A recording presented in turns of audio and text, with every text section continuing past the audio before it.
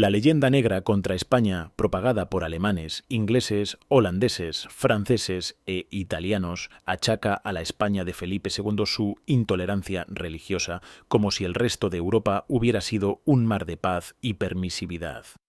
Y no hay nada más lejos de la realidad. Hoy hace 496 años que fue ejecutado Félix Manz, protestante suizo. Murió a causa de sus creencias religiosas. ¿Su ejecución fue ordenada por la Inquisición? No, las autoridades políticas y religiosas de Zúrich lo consideraron un hereje e hicieron que muriera ahogado. Manz, anabaptista, predicaba que el sacramento del bautismo no podía imponerse a los niños, era un signo de compromiso que solo podía adoptarse siendo adulto. Lo ahogaron arrojándolo al agua con las manos atadas por debajo de las rodillas, con un palo entre ellas para impedirle nadar. Joseph Pérez. No existía la tolerancia religiosa en ninguna parte de Europa, no admitían la pluralidad en ese tiempo. Para ser un buen español, un buen francés o un buen alemán había que tener la misma religión que el rey. No existía sentimiento nacional según entendemos hoy, pero uno compartía con el rey la religión y esta comunidad de fe hacía mucho para federar el país. Los reyes ingleses tampoco permitían que hubiera católicos en su reino. Los católicos ingleses tuvieron que esperar hasta 1830 para tener los mismos derechos que los anglicanos. No tiene sentido hablar de un rey intolerante en Europa cuando todos lo eran. Henry Kamen. La Inquisición no fue nunca un rasgo característico de la península ibérica. Donde alcanzó su mayor eficacia fue en la Francia medieval, pero también desarrolló sus actividades en Alemania, así como en Italia y en los Países Bajos con posterioridad a la Reforma. En los estados de toda Europa los disidentes fueron ejecutados, familias enteras fueron obligadas a marchar al destierro, las minorías fueron perseguidas y los libros prohibidos. Pero fue España el país que pasó a ser visto como el opresor más activo de la libertad.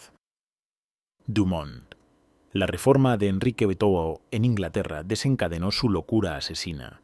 En unos cuantos años hizo perecer bajo el hacha a 2 cardenales, 2 arzobispos, 18 obispos, 13 abades, 500 priores y monjes, 38 doctores de universidad, 12 nobles, 174 caballeros, otros 224 ciudadanos.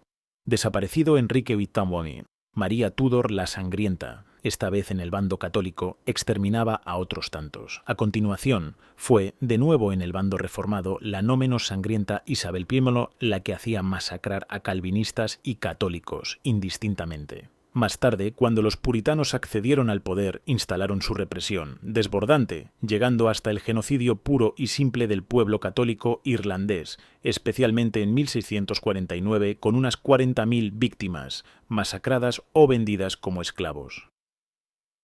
Martín Lutero, se pasó toda la vida equiparándose a los españoles con los turcos y judíos, escribió sobre los judíos y sus mentiras, en 1543.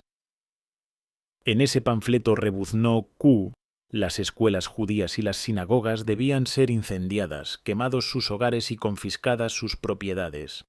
En ese libro, Lutero también afirmó que los judíos debían ser enviados a Judea para vernos por fin libres de ese repulsivo gusano. Para nosotros ellos son una grave carga, la calamidad de nuestra existencia.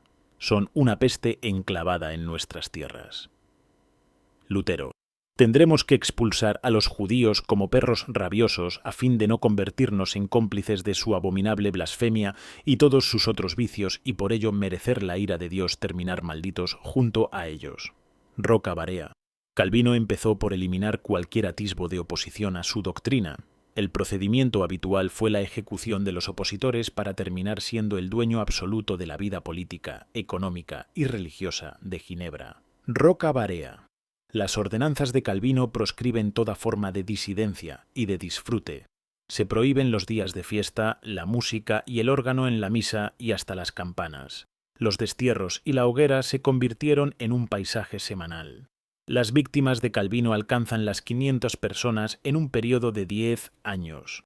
Fueron ejecutadas en la hoguera como Miguel Servet o clavando los pies del reo en una estaca y decapitándolo tirando de su cabeza hasta desprenderla del resto del cuerpo.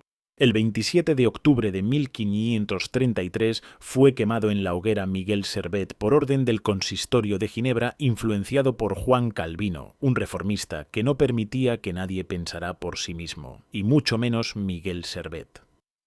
Julián Juderías. La libertad política, unida entonces a la religiosa, no se vio en ningún país de los siglos XVI, XVII y XVIII. Nuestros monarcas no fueron los únicos que reprimieron los delitos religiosos, ni fue más cruel que la ordenada por otros reyes.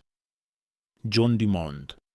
En total, las víctimas de la Inquisición española fueron relativamente poco numerosas. Los verdaderos grandes historiadores lo saben y lo dicen, incluso los historiadores judíos. Así León Poliakov en su Histoire del antisemitismo. También Fernand Braudel. Relativamente. ¿Pero por qué emplear esta fórmula? Se dirá. Pues porque fuera de España, más al norte, en la llamada Europa liberal, las víctimas de la intolerancia fueron mucho más numerosas. En Francia son conocidas las Michelades del Languedoc, donde los católicos fueron masacrados por los protestantes 1566, la matanza de la noche de San Bartolomé, 1572, las matanzas de poblaciones enteras por el barón de Sadrets, protestante, o por Montluc, católico. Por otra parte, debemos recordar a los negrolegendarios que los judíos fueron expulsados de Inglaterra, Francia, Alemania, Lituania, Crimea, Austria, Silesia, Hungría, Portugal, Cerdeña, Nápoles, Sicilia, además de España. Suelen solo recordar que fueron expulsados de España.